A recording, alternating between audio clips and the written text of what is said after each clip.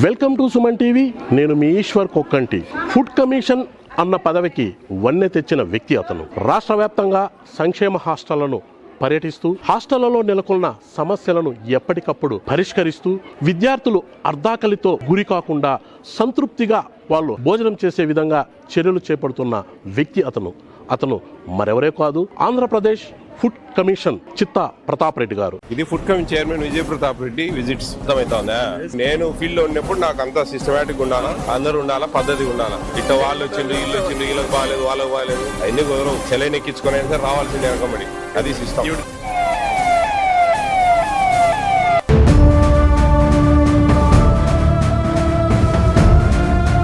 ప్రస్తుతం ఆయన మదనపల్లిలో ఒక హాస్టళ్లను పరిశీలించేందుకు వచ్చారు. కొద్దిసేపట్లో ఆయనతో మనం మాట్లాడి మరిన్ని విషయాలు తెలుసుకుందాం. సార్ నమస్తే. నమస్తే సార్, మీరు గత 4 సంవత్సరాలుగా రాష్ట్ర వ్యాప్తంగా సంక్షేమ హాస్టళ్లను పర్యటిస్తూ దాదాపు విద్యార్థులతో ముఖాముఖి వాళ్ళతో మాట్లాడుతూ వాళ్ళ సమస్యలను తెలుసుకుంటూ విస్తృతంగా పర్యటిస్తున్నారు. సో ఈ నేపథ్యంలో రాష్ట్ర వ్యాప్తంగా సంక్షేమ హాస్టళ్ల పనితీరులో ఏదైనా మెరుగు ఫలితాలు వచ్చాయా అంటే ఏం చెప్తారు? అంటే మెరుగు ఫలితాలు 100కి 100% వచ్చాయి. చాలా మార్పులు వచ్చాయి, అవేర్నెస్ వచ్చింది.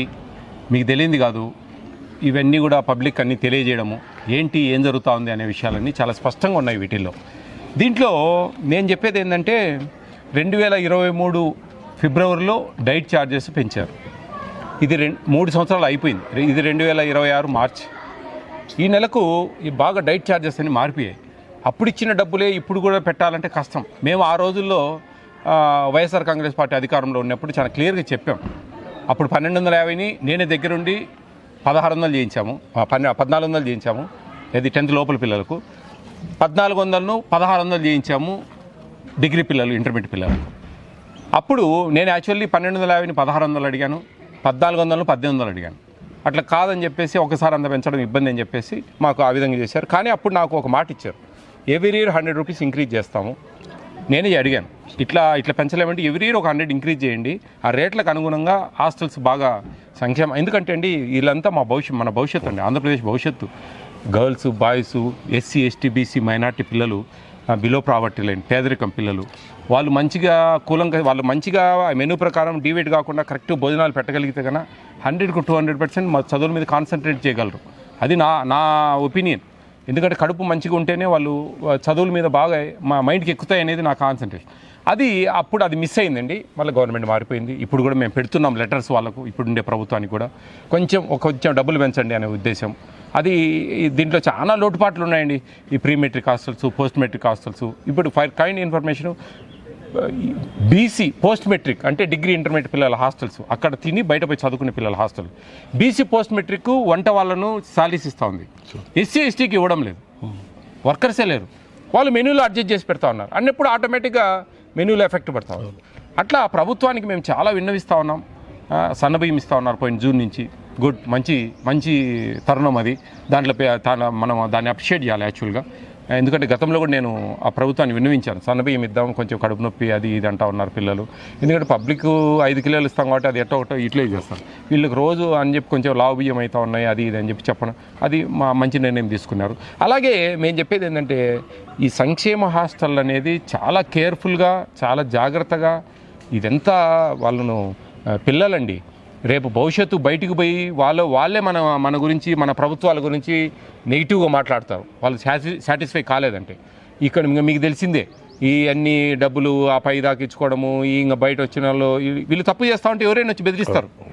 వీళ్ళు తప్పు చేయకపోతే ఎవరేం బెదిరిలేరు. డైరెక్ట్గా అండి మీరు వచ్చి మాట్లాడండి పిల్లలతో, మేము కరెక్ట్గా ఇస్తున్నాం, మీరు ఎందుకు మమ్మల్ని అరెస్ట్ చేస్తారు అని రకరకాల ఇవన్నీ వస్తూ ఉంటారు. ఇంకా అవన్నీ మనకు అనవసరం. కానీ చెప్తున్నాను, అలా కాకుండా కొంచెం జాగ్రత్తగా పనిచేసే అధికారులు కూడా ఎక్కడ కక్కుర్తి పడకుండా, ఆల్మోస్ట్ ఆల్ చేంజ్ అయిందండి. కొంత ఉంది, ఇంకా నేను కాదనను, ఒక 60-70% అన్నీ ఒక సిస్టమేటిక్ వచ్చింది. ఆ 30-40% కూడా కవర్ చేయాలా. ఇంకా ఒక 1 ఇయర్ నా పీరియడ్ ఉంది. ఆ 1 ఇయర్లో కూడా మ్యాక్సిమం అందరికీ కొంచెం అవేర్ చేయాలా. వాళ్ళకు ఇది పేదలకు పెట్టే భోజనాలండి. ఇది ఎక్కడెక్కడ ఏమేమో తప్పులు జరుగుతూ ఉన్నాయంటే ఇది అన్నాలు కదా పేదవాళ్ళు అనేది నా ఒపీనియన్. ఎస్ సార్, ఇప్పుడు నేను గత 2 ఏళ్ళుగా మిమ్మల్ని నేను ఫాలో చేస్తున్నాను మీ వీడియోస్ అన్ని. ఎక్కడికి పోయినా కూడా 90% మెనూ డివేట్ అవుతూ ఉంది. చాలా హాస్టల్స్లో. మీరు దాని మీద ప్రతి చోట చెప్తానే ఉన్నారు మెనూ డివైట్ అవుతుంది, దాన్ని చేయొద్దండి అనేసి. నిర్దిష్టంగా వాళ్ళకి ఆదేశాలు కూడా అందుతున్నాయి, అయినప్పటికీ కూడా ఇదే కంటిన్యూ అవుతుంది, డివైట్ అవుతుంది. దీనికి కారణం ఏంటి? దీంట్లో కారణం ఇదే చెప్తున్నాను. 2023లో ఒక ఛార్జెస్ ఫిక్స్ చేశారు, ఇది 2026 ఫిబ్రవరి. ఆ డబ్బులు అడ్జస్ట్ కావడం లేదు. 46 రూపాయలు 67 ఇస్తారండి 10th లోపల పిల్లలకు. వాళ్ళకి 6 eggs 315 grams per week chicken twice ఇస్తారు. చికెన్ వాళ్ళకు 315 grams ఇస్తారు వారానికి. మధ్యాహ్నం పెరుగు ఇవ్వాలి, పొద్దున్న మిల్క్ ఇవ్వాలి, సాయంత్రం బటర్ మిల్క్ ఇవ్వాలి, ఎవ్రీడే బనానా ఇవ్వాలి, ఈవినింగ్ స్నాక్స్ ఇవ్వాలి, మార్నింగ్ టిఫిన్ పెట్టాలి, చిక్కీ ఇవ్వాలి. ఈ చిక్కీ కూడా గవర్నమెంట్ సప్లై చేస్తూ ఉంది. ₹3.90 ఒక చిక్కీ, ₹120 పర్ మంత్. ఆ 1400 పట్టుకుంటా ఉంది. 1280 ఇస్తా ఉంది వీళ్ళకు. ఈ 1280 ఇవన్నీ పెట్టాలి చిక్కీ కాకుండా. ఇట్లా దానివల్ల ఆటోమేటిక్గా డీవియేషన్ అనేది వస్తుంది. అది కాకుండా ఎక్కువ నెంబర్ ఉంటే మటుకు మేనేజ్ చేయొచ్చండి. తక్కువ 60 మంది 50 మంది పిల్లలు ఉంటే మటుకు కొద్దిగా ప్రాబ్లం అవుతుంది అడ్జస్ట్ చేయాలి. నేను కొన్ని హాస్టల్లో విచారించాను సార్. ఇప్పుడు ఎందుకు మీరు ఒక మెనూ డివైడ్ చేస్తున్నారు ఏమి అంటే వాళ్ళు చెప్పేటి ఏమంటే రేట్లు అప్ అండ్ డౌన్ అవుతున్నాయి, నిత్యావసర ధరలు అప్ అండ్ డౌన్ అవుతున్నాయి. ఇప్పుడు ప్రజెంట్ ఈ రోజు చికెన్ ధర ఈ రోజు ₹300 ఉంది సార్, కానీ మనకు ప్రభుత్వం ₹180 అండి, మనం ఇచ్చేది 180 అయితే ఈ రోజు ₹300 ఈ రోజు ప్రజెంట్ రేటు. ఎలా మేము ఇవ్వగలుగుతాము? సో దీన్ని ప్రభుత్వం దృష్టికి తీసుకెళ్లి ఏదైనా ఇంక్రీజ్ చేసే అవకాశాలు అండి. ఇప్పుడు సాంఘిక సంక్షేమ శాఖ ఉంది, ట్రైబల్ శాఖ ఉంది, వీళ్ళు మంత్రులు అయితేనేంటి, ప్లస్ వీళ్ళందరూ కూడా వాళ్ళ దృష్టికి వెళ్ళాలా. మేము లెటర్లు పెడతా ఉన్నాం, ప్రభుత్వం ఒక నిర్ణయం తీసుకోవాలి, దీని మీద ఒక కమిటీ వేయాలి, ఏమేమి మెనూ ఏ విధంగా. ఇప్పుడు డొక్కా సీతమ్మ బడి భోజన పథకం ఉంది, అంతకుముందు జగనన్న గోరుముద్ద అని ఉండేది. దాని మీద కాన్సన్ట్రేట్ చేసి కొంచెం చేంజ్ చేసి వాళ్ళ ఇప్పుడు ఈ ప్రభుత్వం మంచి పబ్లిక్ నుంచి కూడా ఒపీనియన్ పిల్లల దగ్గర నుంచి తీసుకొని కొన్ని చేంజ్ చేసి వాళ్ళు మార్చారు. అట్లా ఇవి కూడా చేయొచ్చు కదా, ఇవి కూడా పిల్లలే కదండి, ఎందుకు ఆ పార్షియాలిటీ మనకు? అది చెప్తున్నా నేను. ఆ డైట్ ఛార్జెస్ ఎంత వస్తున్నాయి, ఎంత ఇస్తున్నాం మనం, ఏమేమి అని ఒకటేనండి, మొత్తం డైట్ ఛార్జెస్ మీద డిపెండ్ అయింది సిచ్యువేషన్. అది ఆ ఉన్నది దాంట్లో కూడా ఇంకా అసలే సరిపోవడం లేదంటే వీళ్ళ అత్యాశ వల్ల అది మొత్తానికే కొన్ని అంటే ఇప్పుడు ఒక పోస్ట్ మెట్రిక్ బీసీకి వచ్చాము, అన్నీ బాగున్నాయి, బ్రహ్మాండంగా ఉన్నాయి, వాళ్ళు మేనేజ్ చేయగలుగుతా ఉన్నారు. అట్లా మేనేజ్ చేయలేకుండా ఇబ్బంది పడేటివి అంటే వాళ్ళ స్వార్థంతో చేసేటువంటి అసలు మేనేజ్ చేయలేరు. అట్లా కొన్ని ఇబ్బందులు ఉన్నాయండి ఖచ్చితంగా హాస్టల్. సార్ ఒకప్పుడు సంక్షేమ హాస్టళ్ల పనితీరు ఎలా ఉండోదో నేను దాదాపు 30 సంవత్సరాలు జర్నలిజం ఫీల్డ్లో ఉన్నా, నేను ప్రత్యేకంగా చూసా, ఎన్నో ఆర్టికల్స్ రాశా. కానీ 4 సంవత్సరాలుగా అనూహ్య మార్పు వచ్చింది. అంటే దానికి ముఖ్య కారణం మీరే కావచ్చు. అయినప్పటికీ ఇప్పుడు మీరు ఈ ఫుడ్ కమిషన్ సంబంధించి అక్కడ పిల్లలు ఎదుర్కొంటున్న సమస్యలను నాకే చెప్పండి, నేరుగా మీరు ఒక నెంబర్ ఇవ్వటం, దానికి పిల్లల నుంచి అనూహ్యంగా స్పందన వచ్చి మీకే డైరెక్ట్గా ఫిర్యాదులు రావటం, వీళ్ళన ఎలా మానిటరింగ్ చేస్తున్నారు, వాళ్ళలో ఎన్ని వాస్తవం నిజమై ఉన్నాయి, ఎన్ని అవాస్తవమైన? మీరు చెప్పేది నిజమండి. వాస్తవంగా కొంతమంది వీళ్ళు ఏదో తప్పు చేస్తూ ఉంటే వార్డను ఆడికి పోయి ఏదైనా డబ్బులు అడుగుతారు. ఆ డబ్బులు వాళ్ళు ఇవ్వలేదంటే హాస్టల్ మీద నెగిటివ్గా అంతా రాసి పంపిస్తారు. అవి కొన్ని నిజాలు. లేదు బాగా పెట్టినా కానీ డబ్బులు అడుగుతూ ఉన్నారు, ఆ డబ్బులు ఇవ్వలేదంటే వాళ్ళ మీద రాస్తారు, అవన్నీ అబద్ధాలు. ఇట్లా రకరకాలుగా అయినా వస్తాయి మాకు కంప్లైంట్స్. మేము ఆ కంప్లైంట్ను మాకు ఒక టీం అంతా ఉంది, డేటా ఎంట్రీ ఆపరేటర్స్ ఉన్నారు, వాళ్ళందరూ కూడా మానిటర్ చేస్తారు ఆ వాట్సాప్ నెంబర్ను. దాంట్లో వచ్చేటివన్నీ చూస్తాము, పేపర్లో వచ్చే అడ్వర్స్ ఉంటాయి అవన్నీ తీసుకుంటాము. అవన్నీ మేము ఇట్లా వెళ్ళినప్పుడు కంప్లైంట్ ఉంటే బై హ్యాండ్ డిస్కస్ చేస్తాము, లేదన్నప్పుడు వాళ్ళతో అవి ఆ అధికారులకు పంపిస్తాము. ఒక అలర్ట్నెస్, అమ్మా పలాని హాస్టల్ నుంచి మీ మీద ఈ విధంగా ఒక ఫుడ్ కమిషన్ కంప్లైంట్ పోయిందమ్మా, మీరు ఏంది ఇది కొంచెం జాగ్రత్త చేసుకోండి అంటే, లేదు సార్ మేము అన్నీ కరెక్ట్గా పెడతామన్నా అంటే కరెక్ట్ పెడుతున్నా. అలర్ట్నెస్, ఒక అలర్ట్నెస్ అనేది కల్పించాం. మీకు తెలిసిందే ఇక సోషల్ మీడియాలో అన్నీ నేను ఓపెన్గా ట్రాన్స్పరెన్సీగా అన్నీ చూపించడము. ఏ ఒక్క విజిట్ కూడా మిస్ చేయనండి నేను, ప్రతి ఒక్క విజిట్ ఉన్నట్టు దాంట్లో పడేస్తాం. అది అవేర్నెస్. అందరు చాలామంది ఏందో ప్రాపగండా ఏమో కాదండి. ఈరోజు ఒక పేరెంట్ వచ్చి మా పాపకు 6 eggs ఇవ్వాలి మీరు వారానికి, ఎందుకు ఇవ్వడం లేదు, ఇన్ని గ్రామ్స్ చికెన్ ఇవ్వాలి ఎందుకు ఇవ్వడం లేదని క్వశ్చన్ చేసేటట్టుగా తయారు చేసి, క్వశ్చన్ అని ప్రతి ఒక్కరు ప్రశ్నించే మనస్తత్వం కలిగి ఉండాలి. అంటే వాళ్ళకి విషయం తెలియాలి. ఆ విషయాన్ని నేను తెలియజేశాను. ఈ రోజుకు కొన్ని హాస్టల్లో ఎంత వస్తాయి మీకు మంత్లీ డబ్బులు అంటే తెలియని పరిస్థితులు ఉన్నారు. ఎందుకు వాటిని చెప్పడం లేదమ్మా, ఇంత వస్తాయమ్మా మీకు డబ్బులు, ఇవి అడ్జస్ట్ చేయలేకున్నాం, ఇది పరిస్థితి, కొంచెం అర్థం చేసుకోండి అని వాళ్ళు ఎక్స్ప్లెయిన్ చేసుకోవచ్చు కదా. ఆ విధంగా చేయలేని పరిస్థితిలో ఉంది.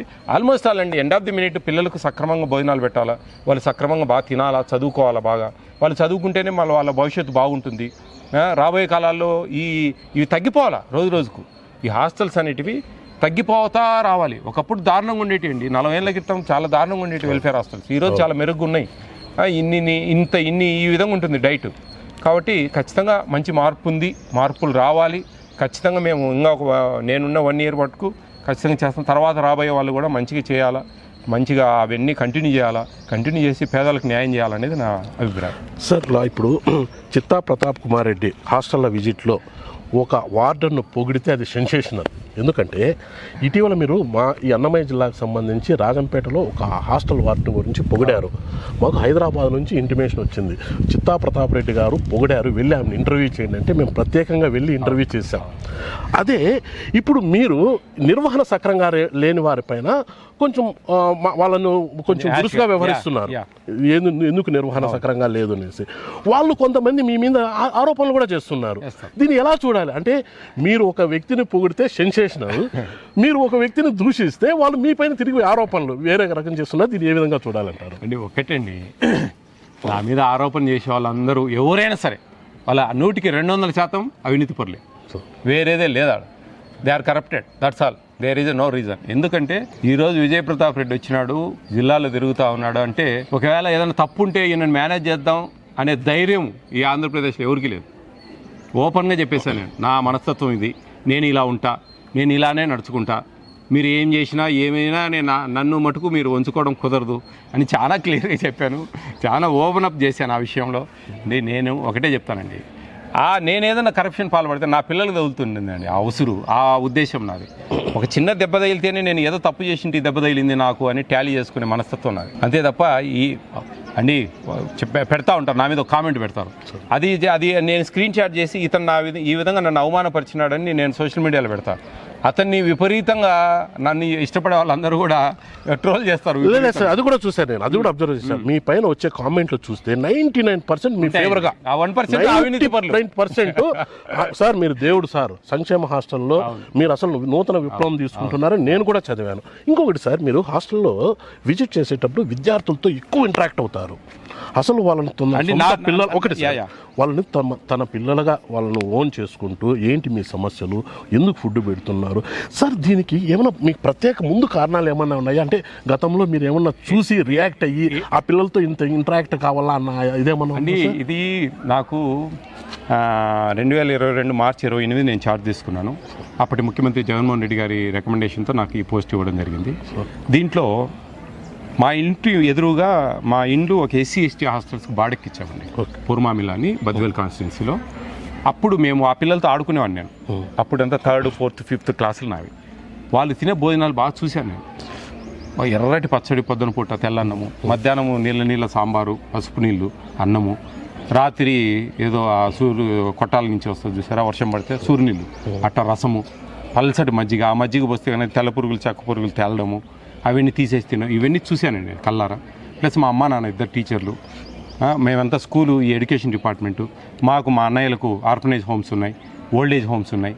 ఇట్లా 5 రూపాయలకు ఉచిత భోజనం పెడతాం మేము మా విలేజ్లో. తర్వాత ఫ్రీ హాస్పిటల్ ఒకటి రన్ చేస్తూ ఉన్నాం. ఇట్లా కొంచెం సర్వీస్ మోటోలో ఉన్నాం. ఇవన్నీ నాకు తెలుసు, ఈ కష్ట నష్టాలు అవన్నీ. వాటిల్లో నేను కొంచెం చిన్నప్పటి నుంచి అరే పిల్లలు కదా వాళ్ళకు, అది బై గాడ్ గ్రేస్ నన్ను ఈ పోస్ట్లో పడేశారు. దేవుని దయ వల్ల నేను అవన్నీ నా మనసులో ఉన్నాయి కాబట్టి అవన్నీ నేను ఆ పిల్లలతో మాట్లాడమే, ఫుడ్ విషయాలే కాకుండా వాళ్ళతో కొంచెం ఇంటరాక్ట్ అవుతాను. వాళ్ళ లైఫ్ ఏంటి, ఫ్యూచర్ ఏంటి, ఈ విధంగా జాగ్రత్తగా ఉండండి, అవినీతికి పాల్పడకండి, జాగ్రత్తగా మీ లైఫ్ని ట్యూన్ చేసుకోండి అని కూడా కొన్ని వాళ్ళకు నేను మోటివేట్ చేస్తుంటాను.